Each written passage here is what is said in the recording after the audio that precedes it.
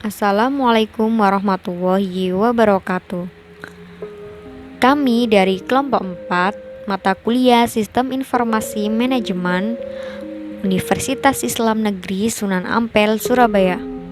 Sebelumnya, perkenalkan nama anggota kelompok kami, yaitu Unun Violita Mulyawati, Yuvita Retno Pratiwi, Fa'adiyatu Syifa, dan Nur Hamidah. Di sini kami akan menjelaskan tentang sistem informasi dan bisnis global dewasa ini. Yang pertama yaitu pengertian sistem. Sistem adalah suatu kumpulan yang terdiri dari unsur yang saling terorganisir antara satu dengan yang lainnya untuk mencapai suatu tujuan. Selanjutnya yaitu karakteristik sistem. Terdapat 7 karakteristik sistem, yaitu batasan atau boundary, lingkungan atau environment, masukan atau input, keluaran atau output, komponen atau component, penghubung atau interface, penyimpanan atau storage.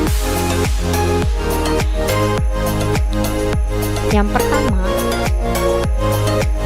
batasan. Batasan adalah penggambaran dari suatu elemen atau unsur yang termasuk di dalam dan di luar sistem. Yang kedua yaitu lingkungan. Lingkungan adalah segala sesuatu yang berada di luar sistem. Lingkungan yang menyesuaikan asumsi, kendala, dan input terhadap suatu sistem. Yang ketiga yaitu masukan. Masukan adalah sumber daya yang berupa data, bahan baku, peralatan, energi yang berasal dari lingkungan dan dikonsumsi dan dimanipulasi oleh suatu sistem. Yang keempat yaitu keluaran. Keluaran adalah sumber daya atau produk berupa informasi, laporan, dokumen, tampilan layar komputer yang disediakan untuk lingkungan sistem oleh kegiatan dalam sebuah sistem itu sendiri. Yang kelima yaitu komponen. Komponen adalah suatu kegiatan atau proses dalam suatu sistem yang mengubah input menjadi bentuk setengah jadi atau output. Yang keenam yaitu penghubung.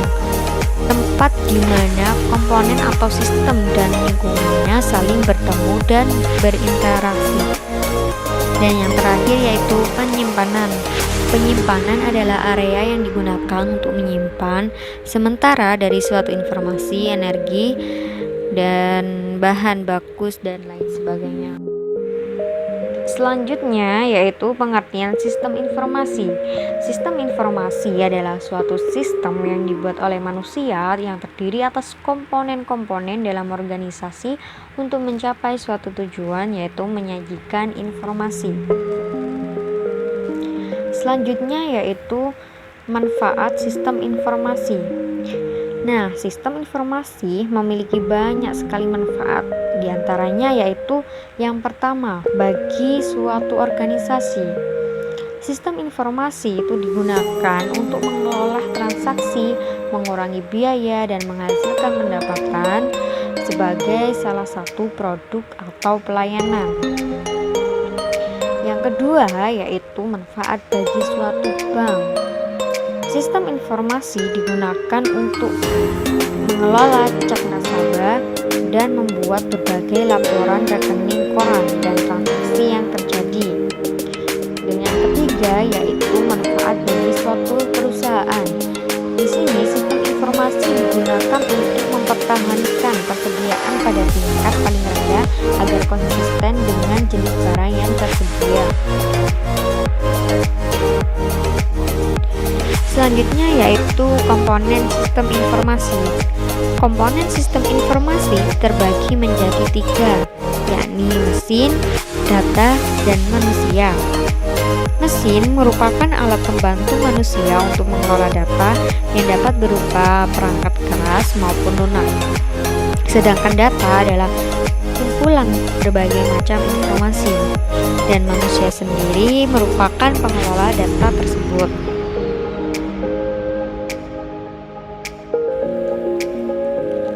Lalu, Bagaimana peran sistem informasi dalam bisnis global saat ini? Sistem informasi memiliki peran yang sangat penting dalam sebuah organisasi maupun perusahaan. Sistem informasi berperan dalam menunjang kegiatan bisnis operasional, menunjang dalam pengambilan keputusan, serta menunjang keunggulan kompetitif organisasi. Bagaimana sistem informasi dapat mengubah bisnis? Sistem informasi dan teknologi sangat penting bagi suatu perusahaan saat ini. Sistem informasi membantu perusahaan dalam mengefisienkan operasi perusahaan, membantu menciptakan produk dan jasa baru sesuai dengan model bisnis yang benar-benar baru, memungkinkan manajer menggunakan data terbaru dari pasar untuk pengambilan keputusan, membantu perusahaan melakukan sesuatu yang lebih baik dari pesaing, mempermudah respon yang cepat terhadap pelanggan dan pemasok, serta meningkatkan penjualan dan laba yang tidak bisa diikuti oleh pesaing. Oleh karena itu, teknologi dan sistem informasi sangat penting dalam dunia bisnis saat ini. Apa yang baru dalam sistem informasi manajemen? Pada bidang teknologi ada 3 perubahan terbaru yang saling terkait, yakni yang pertama, platform mobile digital yang muncul, yang kedua, pembangunan perangkat lunak online sebagai suatu layanan, dan yang ketiga yaitu pertumbuhan cloud computing, di mana semakin banyak bisnis dalam perangkat lunak berjalan melalui internet. Kekuatan pertumbuhan cloud computing dan pertumbuhan platform mobile digital memungkinkan organisasi untuk lebih mengandalkan kinerja jarak jauh dan memudahkan dalam pengambilan keputusan. Platform sama artinya dengan perusahaan dapat mengambil beberapa informasi atau sistem dari luar perusahaan, yang artinya lebih efektif dan bergantung pada pasar dan bukan karena karyawan untuk menciptakan kualitas produk yang lebih baik. Dampak dari ketiga pembaruan tersebut yakni perubahan dapat berkolaborasi dengan produsen dan konsumen untuk menciptakan produk baru atau membuat produk yang ada secara lebih mendetail dan efisien. Selanjutnya yaitu peluang dalam tantangan globalisasi. Era globalisasi yang ditandai dengan adanya arus komunikasi dan sistem informasi yang begitu dahsyat sehingga menuntut para pengambil keputusan dari segala bidang, khususnya informasi manajemen, harus bekerja lebih keras untuk lebih menyempurnakan dan meningkatkan semua sektor yang berhubungan dengan masalah sistem informasi. Sistem pada perusahaan digital. Perkembangan internet, globalisasi pada bidang perdagangan dan meningkatnya ekonomi kreatif merupakan hal yang berkaitan dengan perusahaan digital yang tentunya telah tertuang dalam berbagai bidang dalam sistem informasi pada bidang manajemen dan bisnis. Teknologi internet memberi dasar untuk beragam model dan proses bisnis baru, serta bermacam jalan baru dalam hal pendistribusian ilmu pengetahuan. Banyak perusahaan saat ini bersandar pada internet dan teknologi jaringan untuk menjalankan pekerjaannya secara elektronis, secara lancar, menghubungkan banyak pabrik, kantor, dan tenaga penjualan di sekitarnya. Selanjutnya yaitu tujuan strategi bisnis dalam sistem informasi. Yang pertama yaitu keunggulan operasional. Sistem informasi dan teknologi informasi adalah beberapa alat yang paling penting yang tersedia bagi manajer untuk mencapai tingkat efisiensi yang lebih tinggi dan produktivitas dalam operasi bisnis, terutama ketika digabungkan dengan perubahan dalam praktik bisnis dan perilaku manajemen. Yang kedua yaitu produk baru, jasa, dan model bisnis. Sistem informasi dan teknologi informasi adalah alat utama yang memungkinkan bagi perusahaan untuk menciptakan produk dan layanan baru, serta model bisnis baru. Sebuah model bisnis menggambarkan bagaimana sebuah perusahaan memproduksi, memberikan, dan menjual produk atau jasa untuk menciptakan keuntungan yang sebesar-besarnya, atau prinsip dasar dalam ekonomi. Dan yang ketiga yaitu pelanggan dan pemasok. Ketika sebuah bisnis sukses serta besarnya jumlah pelanggan melebihi apa yang telah ditargetkan, secara otomatis perusahaan harus dapat melayani pelanggan dengan baik agar pelanggan merespon kembali dan memberi lebih. Hal ini yang akan membuat perusahaan mendapat pendapatan dan keuntungan. Demikian juga dengan pemasok. Semakin banyak bisnis melibatkan pemasoknya, semakin baik memasok dan memberikan masukan yang penting. Hal ini tentunya akan menurunkan beban biaya dengan mendapatkan keuntungan yang maksimal. Selanjutnya yaitu perspektif dalam sistem informasi. Sistem informasi memungkinkan perusahaan untuk meningkatkan pendapatan atau mengurangi biaya dengan menyediakan informasi yang membantu manajer membuat keputusan yang lebih baik atau yang meningkatkan pelaksanaan proses bisnis. Dari perspektif bisnis, sistem informasi merupakan bagian dari serangkaian kegiatan nilai tambah untuk memperoleh, mengubah, dan mendistribusikan informasi yang dapat digunakan manajer untuk meningkatkan pengambilan keputusan, meningkatkan kerja organisasi, dan pada akhirnya meningkatkan profitabilitas perusahaan.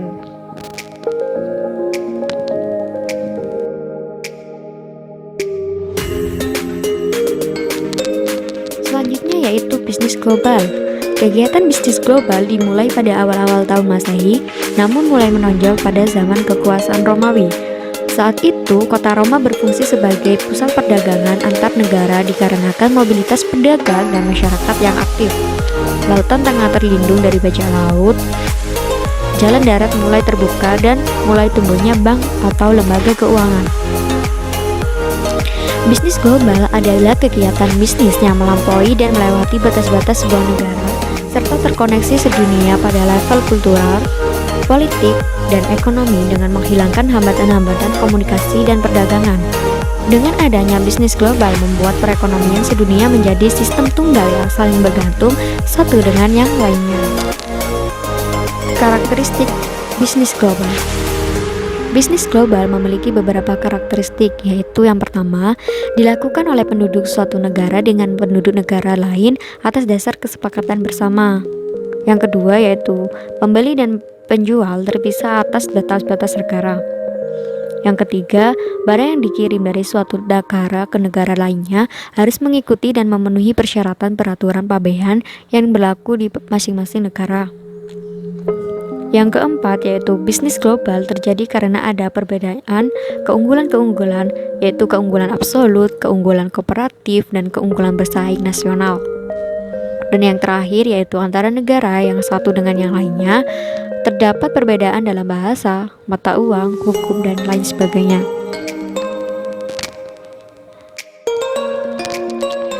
Perdagangan internasional dipicu oleh beberapa kesepakatan antar negara, yaitu yang pertama, Perjanjian General Agreement on Tariffs and Trade. Yang kedua, Perjanjian North American Free Trade Agreement. Yang ketiga yaitu Perjanjian European Union. Yang keempat yaitu Perjanjian ASEAN Free Trade Area. Dan yang terakhir yaitu World Trade Organization. Selanjutnya yaitu macam-macam keunggulan. Terjadinya bisnis global juga disebabkan oleh keunggulan bersaing negara, yaitu yang pertama, keunggulan absolut. Keunggulan absolut adalah apabila suatu negara dapat memproduksi suatu barang dengan harga yang jauh lebih murah dan atau kualitas yang lebih tinggi bila dibandingkan dengan negara lain. Yang kedua yaitu keunggulan komparatif. Keunggulan komparatif adalah apabila suatu negara dapat memproduksi barang secara lebih efisien atau lebih baik dibanding dengan negara lainnya. Dan yang terakhir yaitu keunggulan bersaing nasional. Keunggulan bersaing nasional yaitu keunggulan yang berakar dari kombinasi faktor tenaga kerja, modal, kewirausahaan, sumber daya fisik, sumber daya informasi, kondisi permintaan, industri terkait, industri pendukung, strategi, struktur, dan persaingan. Tingkatan keterlibatan. Ada beberapa tingkatan keterlibatan suatu bisnis dalam bisnis internasional. Antara lain, yang pertama yaitu perusahaan eksportir adalah perusahaan yang mendistribusikan dan menjual produk kepada negara asing. Yang kedua yaitu perusahaan importir adalah perusahaan yang membeli produk dari negara asing yang kemudian dijual kembali di negaranya. Yang ketiga yaitu perusahaan internasional adalah perusahaan yang menjalankan sebagian besar bisnisnya di negara-negara asing dan menjalankan produksi di luar negeri. Dan yang terakhir yaitu perusahaan multinasional adalah perusahaan yang merancang, memproduksi, dan memasarkan produk di banyak negara. Tempat di mana ekonomi dunia berputar atau bisa disebut sebagai pasar utama dunia ada di 3 wilayah, yaitu yang pertama pasar Amerika Utara yang terdiri dari negara Amerika Serikat, Kanada, dan Meksiko. Yang kedua yaitu pasar Eropa yang terdiri dari negara Jerman, Prancis, Belanda, Swedia, Spanyol, Italia, Belgia, Luxembourg, Denmark, Irlandia, Yunani, Portugal, Australia, Finlandia, Republik Ceko, Estonia, Hongaria, Latvia, Lituania, Malta, Polandia, Siprus, Slovenia, Slovakia, Bulgaria, Rumania, dan Kroasia. Dan yang terakhir yaitu pasar Asia Pasifik yang terdiri dari negara Jepang, Tiongkok, Thailand, Malaysia, Singapura, Indonesia, Korea Selatan, Taiwan, Filipina, dan Australia.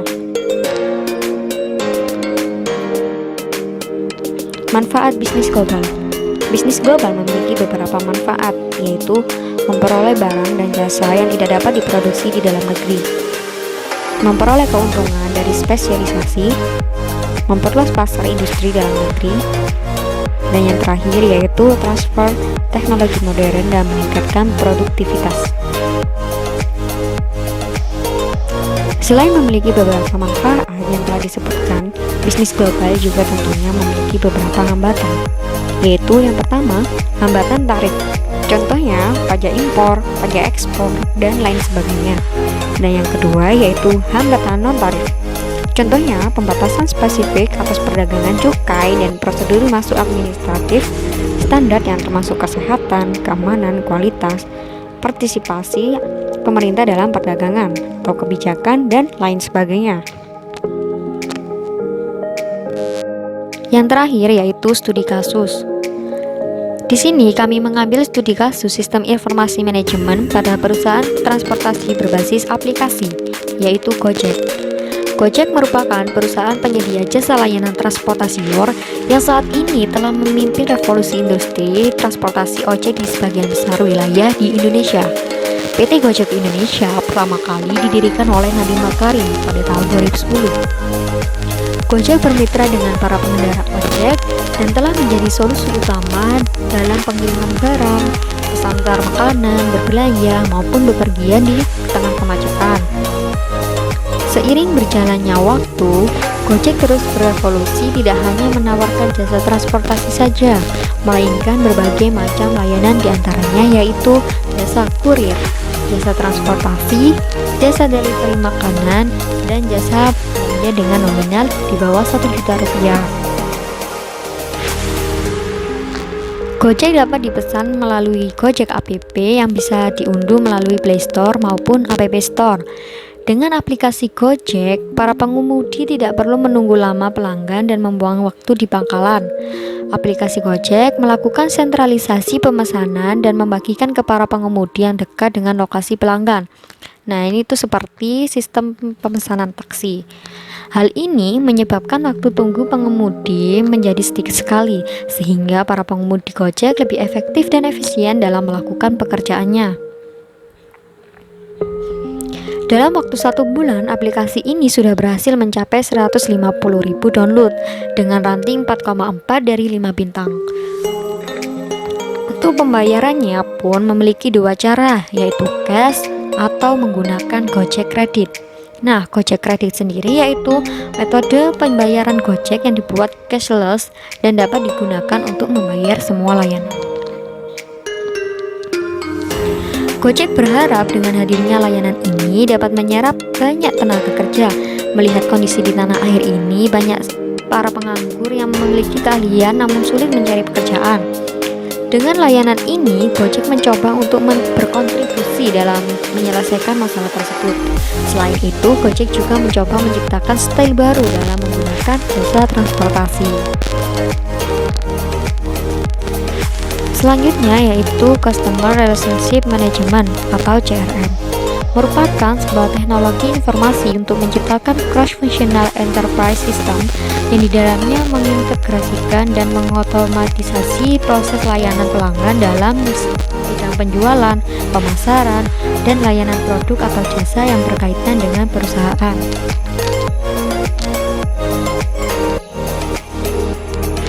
Customer Relationship Management atau CRM.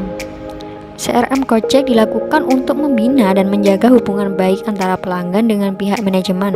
Pemahaman yang mendalam terhadap pelanggan akan mampu menghasilkan respon yang cepat terhadap perubahan preferensi konsumen sehingga akan mampu meningkatkan pendapatan perusahaan.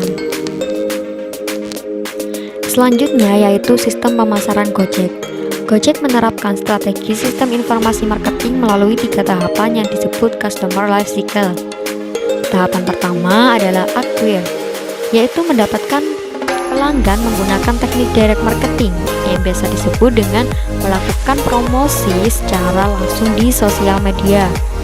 Tahapan kedua adalah enhance, yaitu menambah pelanggan menggunakan teknik cross-sell and upsell, yaitu bekerja sama dengan para mitra perusahaan yang mau menggunakan layanan Gojek sehingga hal tersebut dapat menambah jumlah pelanggan baru.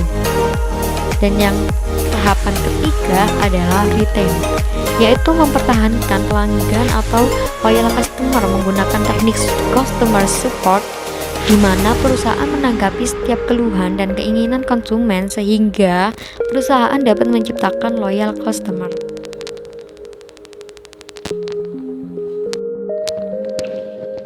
Selanjutnya yaitu sistem pembayaran Gojek.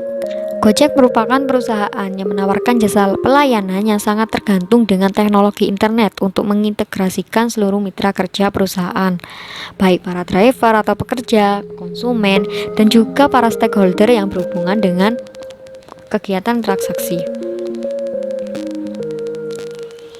Sistem akuntansi dari Gojek tersusun dari diantaranya yaitu fasilitas order processing, yaitu fasilitas yang memungkinkan untuk konsumen melakukan pemesanan jasa. Kemudian data yang telah diperoleh dari form yang tertera akan menentukan jumlah pembayaran. Pemesanan yang dilakukan oleh konsumen terhadap mitra dari Gojek selanjutnya akan dibagi sesuai keuntungan yang telah masuk ke dalam perjanjian kedua belah pihak. Hal yang merupakan perbedaan dari Gojek dan perusahaan pelayanan jasa lainnya terletak pada mekanisme pembayaran upah atau gaji dari driver. Pembagian upah terbagi menjadi 80% yang diberikan kepada driver dan 20% yang masuk ke dalam keuntungan perusahaan. Upah yang merupakan hak driver dapat diperoleh secara harian atau bulanan, tergantung kepada keinginan.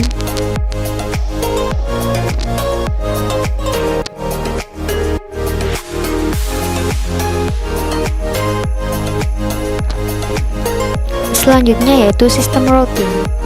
Sistem routing adalah pemilihan jalur antara mitra dengan customer pada perusahaan Gojek menggunakan teknologi GPS atau Global Positioning System.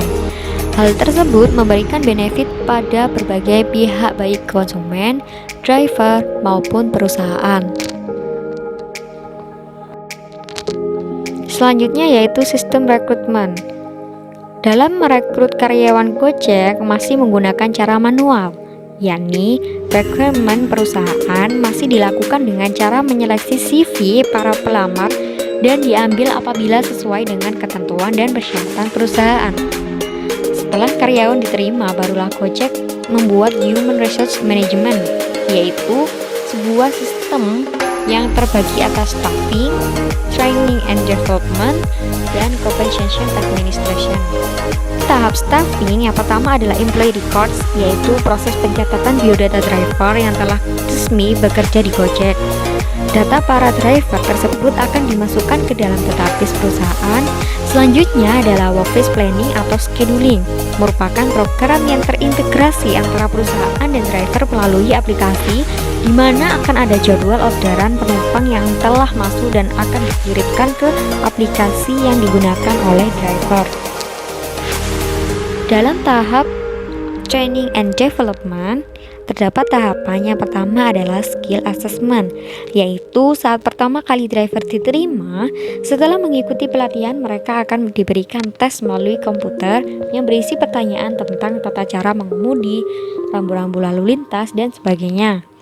Yang kedua adalah performance evaluation, yaitu proses evaluasi para driver melalui saran dan keluhan dari konsumen yang disampaikan melalui email perusahaan. Dalam tahap compensation administration, terdapat tahap payroll control, yaitu suatu proses untuk mengetahui apakah gaji karyawan sudah dibayarkan atau belum. Gaji akan diproses dikarenakan ada sistem bagi hasil yang akan diproses pada bagian accounting and finance.